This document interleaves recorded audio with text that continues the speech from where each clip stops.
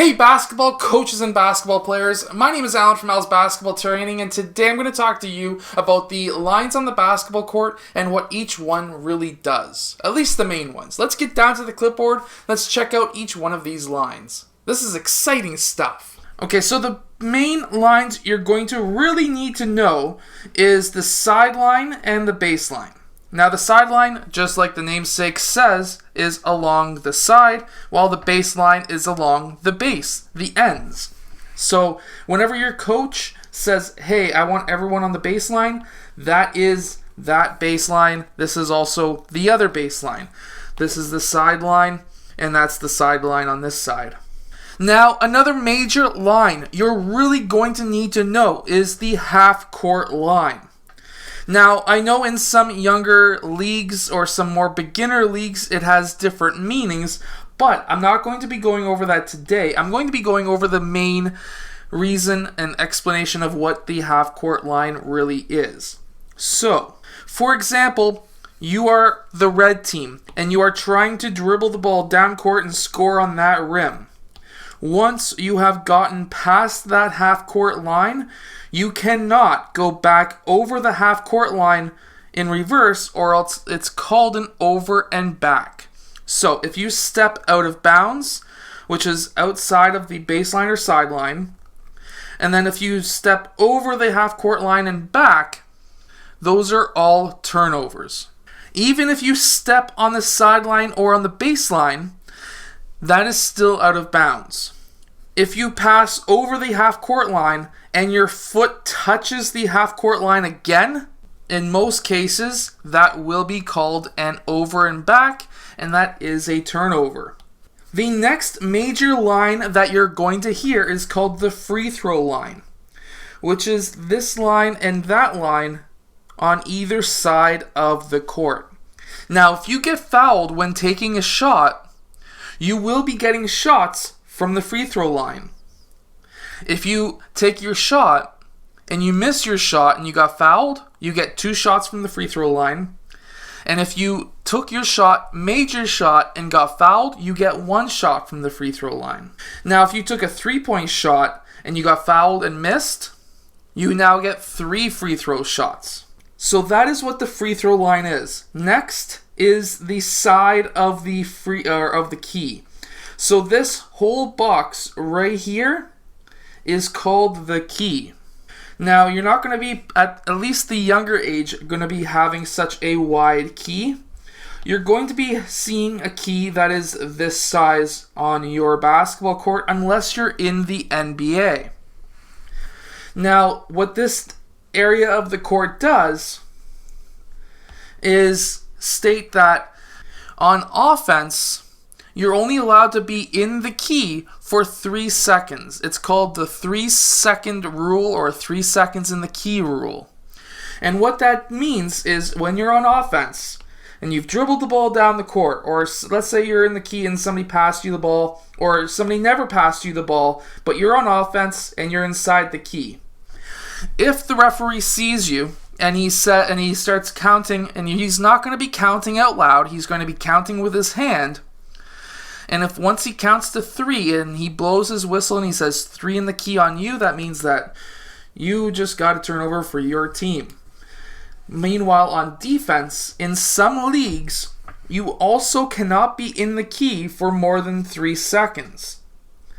At least on the defensive side, you have to be with a player. So, for example, if player 4 was on offense, and we have player 4 blue defending player 4 red. Now, player 4 blue, he's in the key, and he can be in the key for really as long as he'd like, but if his player leaves and he stays in the key for more than 3 seconds, and he's got no other player around to defend, in some leagues, that is a turnover, or that is a free throw shot or a technical foul. That's not in every league, so make sure to know which rules or what rules are in your league. Now, there are hash marks that we see right here. Usually this bottom one is a block, so keep that in mind. Now, hash marks have a special meaning and a special purpose. So for example, if player 5 was on offense and he was taking a free throw shot, in some leagues you will be allowed to have the other team below the block, while in some leagues they will make you be above the block. But for sake of argument, in most leagues you will be below the block. And then you're going to have one player up top. So as a defensive team, you're going to have 3 players inside of their boxes. So there's going to be a box here, technically speaking. There's another box here and there, just like so. Now, the offensive team is only going to be allowed to have 2 players in the boxes. So basically, if the player red is taking a free throw shot, bottom is going to be blue, next is going to be red, next up is going to be blue. Now this blue player, he could be on either side, it doesn't matter. But that's what these hash marks are for. They are essentially an area of the court that is to mark out where players stand while free throws are being taken. Now, if you're a post player and you've been watching some of my post player videos, you're going to hear me say the block. The block. That's right there what I was just explaining. Now, how I like to also explain to players is that block is a great measuring tool as to where that net is going to be. So, for a post player, you want to be at least up to that next hash mark and out 1 to 2 to sometimes 3 feet, which is going to allow you to have enough room to operate, to use space to attack your defensive player who is defending you. Now, the other main line on this court is this big circle that we have in the middle. It kind of looks like a Pokeball if you play Pokemon.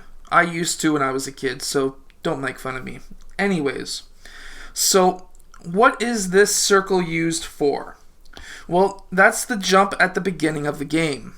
So we would have normally a referee standing in the middle with the 2 players, and then you're going to have more players who are spread around. Now, in most cases, what you're going to find is some teams will run plays out of the jump. I'm not going to show you any plays here, but I do have many of those plays on this channel. Now, when you have this circle, basically what that circle does for the referee is it makes those players who are not doing the jump ball to stand outside of that circle. Cannot start the game if one of those players is inside of that circle. Meanwhile, if one of these 2 jumping players grabs that basketball with 2 hands before they leave that circle, it's a turnover. They have to hit that ball with 1 hand, and they have to hit it outside of that circle. They cannot go up and jump and grab that ball. Anyways, I hope that this explanation video has helped you become a better and more knowledgeable basketball player or basketball coach. If it has, hit that like button and subscribe, and I will see you guys again in my next video.